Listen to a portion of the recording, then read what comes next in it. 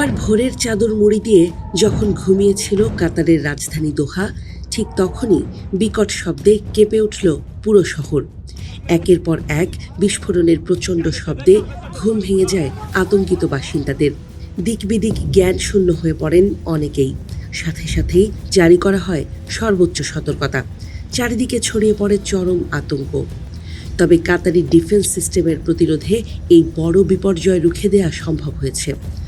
কাতারের প্রতিরক্ষা মন্ত্রণালয় ঘোষণা করেছে, তাদের আকাশসীমা ভেদ করে ধেয়ে আসা একটি বিধ্বংসী ক্ষেপণাস্ত্র মাঝ আকাশেই নিখুঁতভাবে ধ্বংস করে দিয়েছে সশস্ত্র বাহিনী। স্বরাষ্ট্র মন্ত্রণালয়ের আশ্বাসে কিছুটা স্বস্তি ফেরে জনমনে। কেটে যায় আশু বিপদের মেঘ, কিন্তু বাতাসে তখনও রয়ে যায় বারুদের গন্ধ। কাতার যখন নিজেকে সামলে নিচ্ছিল, ঠিক তখনই যুদ্ধের দামামা বেজে ওঠে কুয়েতের আকাশে। কুয়েতের প্রতিরক্ষা মন্ত্রণালয় জানায়, তাদের আকাশসীমায় ঝাঁকে ঝাঁকে ধেয়ে আসছিল মোট ৩২টি ইরানি শত্রু ড্রোন।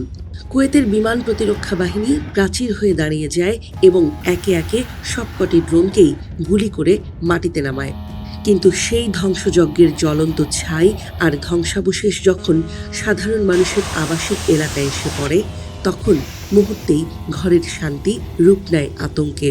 কুয়েতের বাতাসে এখন কেবলই ধ্বংসের চিহ্ন আর পোড়া গন্ধ। বেশ কিছু বসতবাড়ি আর গুরুত্বপূর্ণ স্থাপনা এই হামলায় মারাত্মকভাবে ক্ষতিগ্রস্ত হয়েছে বলে খবর পাওয়া গেছে। রয়টার্সের প্রতিবেদনে উঠে এসেছে এক হাড় হিম করা তথ্য।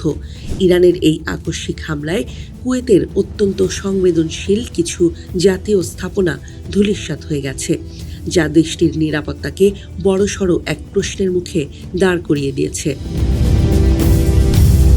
এদিকে বাদ যায়নি দ্বীপরাষ্ট্র বাহরাইনও। ভোরের নীরবতা ভেঙে সেখানে বেজে ওঠে যুদ্ধকালীন সাইরেন। বাহরাইনের স্বরাষ্ট্র মন্ত্রণালয় তড়িঘড়ি করে এক জরুরি বার্তা জারি করে দেশবাসীকে শান্ত থাকার অনুরোধ জানায় এবং সবাইকে দ্রুততম সময়ের মধ্যে মাটির নিচের বা ঘরের নিরাপদ আশ্রয়ে চলে যাওয়ার নির্দেশ দেয়। পুরো দেশ জুড়ে তখন কেবলই সাইরেনের তীক্ষ্ণ আওয়াজ আর হৃদকম্পনের শব্দ। ইরানের আধা সরকারি বার্তা সংস্থা তাসনিম বুক ফুলিয়ে দাবি করেছে, তাদের মূল নিশানা ছিল বাহরাইনের সাখির বিমান ঘাঁটি। সেখানে ওত পেতে থাকা মার্কিন হেলিকপ্টার এবং অত্যন্ত গোপন গোয়েন্দা নজরদারি বিমানগুলোকে লক্ষ্য করেই ইরানের এই নিখুঁত ও ভয়াবহ সার্জিক্যাল স্ট্রাইক। তেহরানের বার্তা পরিষ্কার, তাদের ওপর আঘাত এলে কেউই রেহাই পাবে না।